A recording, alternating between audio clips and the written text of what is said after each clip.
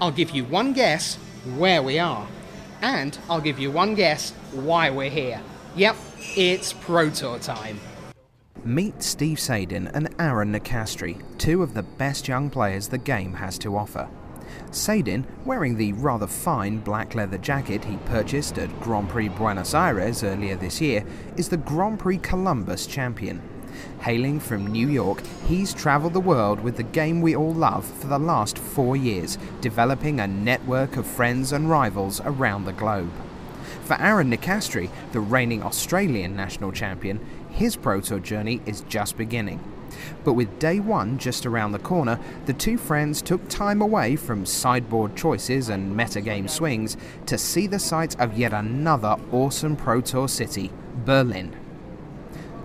Now that's a wall that couldn't survive a 1989 trampler. East meets West at Potsdamer Platz. Or should that be North America meets Australasia? Whether outside on the famous streets or inside a cozy restaurant, it's not long before the conversation turns to Magic and how their journeys began. The first time I saw people playing Magic, I was like 11 years old, and I wandered into Neutral Ground in New York. It was like this really big, like famous card shop, which at the time was owned by BDM, Brian David Marshall. And I showed up, I saw people playing Magic, and they were just like having a great time. It was like, actually like Chris Pikula, Zvi Mauschwitz, Mike Pistilnik. They were doing what I guess was like a 6 or an 8-man draft. And I knew I wanted to play.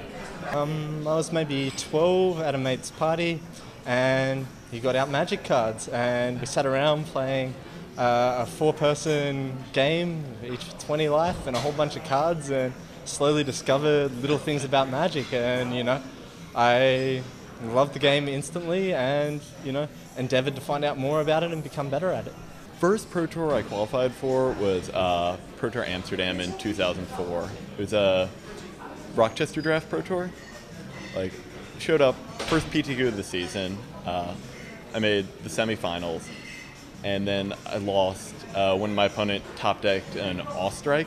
Ostrike is this 1-mana white instant that prevents all combat damage that a creature would deal. You gain life equal to it.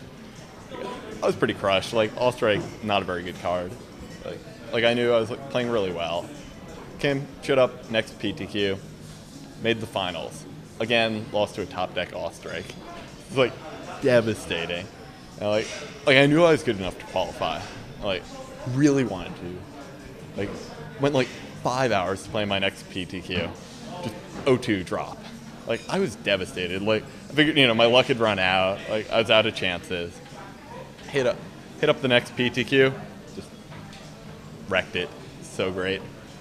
I first qualified was at GP Brisbane. I flew up to Brisbane after coming fourth in GP Canberra and PTQ Canberra. I flew up to Brisbane and took that PTQ out. I played many PTQs and came first just before the flights were offered, but couldn't get my way to London, so this was finally my opportunity to go. My first Pro Tour, Amsterdam, in 2004, I was 15 years old.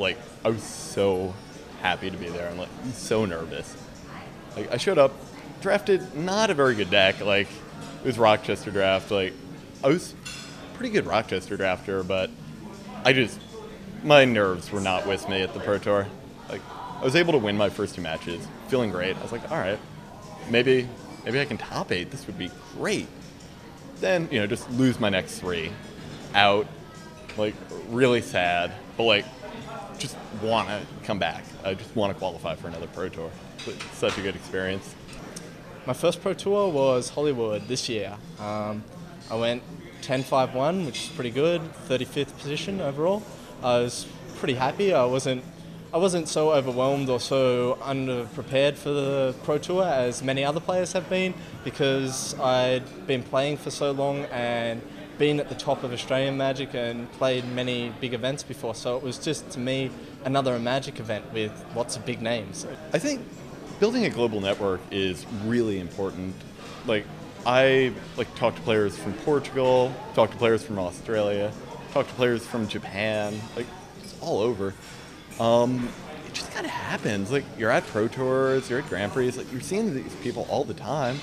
You know, you start talking, all of a sudden, you know, you're emailing. You're, I don't know, emailing the Australian national champion, asking him about how to sideboard in Swans. When you're from Australia, it's probably the most critical thing to do.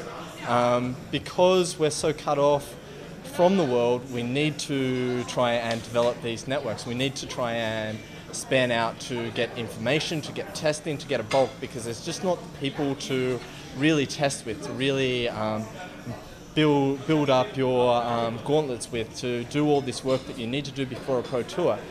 Like, my favorite place that I've been was Japan. I've only went there once so far for Pro Tour Kobe, about a year and a half ago, 2 years now. And I had a blast there. Like, Japan is so different and so interesting. Paris was the first one, Disney World. This is the second one, Berlin. Then Atlanta is next on the 16th.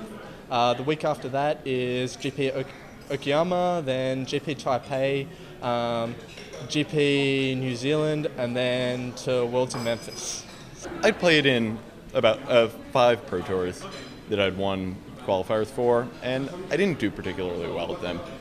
Then I took a break from the game, came back, won Grand Prix Columbus, and 8 pro points. Like, I knew, all right, well, I guess I've just got to push it a little bit, get myself on the train, be able to play in every pro tour. Like, picked up a few more points at the team pro tour, picked up a few more points at Grand Prix, picked up a couple of points at Valencia, the extended pro tour last year. It's on 17 points. I figured, I have to get on the train.